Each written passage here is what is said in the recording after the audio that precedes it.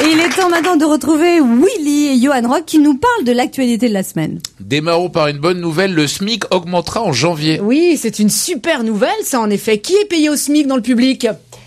Bon, personne, mais comme par hasard. On n'a que des riches, nous, ici. Hein. Ben alors, sachez en tout cas qu'il passera de 8,82 € de l'heure à 8,85 €. Yeah! Wouh!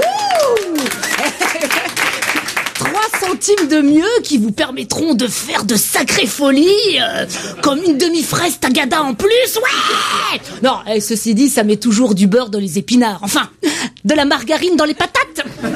Olivier Besancenot se blesse à la main en escaladant les grilles de l'Assemblée nationale. Bilan 45 jours d'arrêt maladie. Ah oui, elle est belle la révolution, n'empêche. Hein. Avant, ça avait plus de gueule. Hein. Tu l'imagines, Danton en 1789. Oh, ça ira.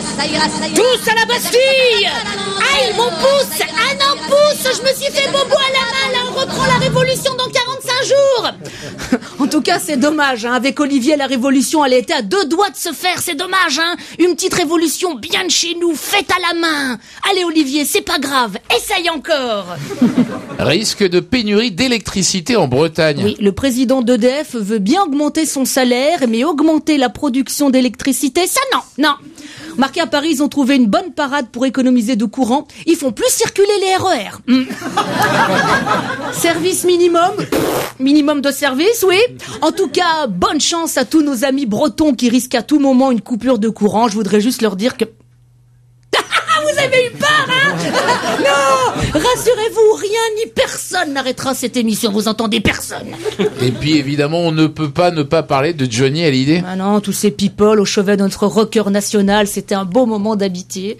Il y avait l'actrice Nathalie Baye, la chanteuse Lynn Renaud, le grand reporter Nikos, le on sait pas qui c'est, Christian Audigier.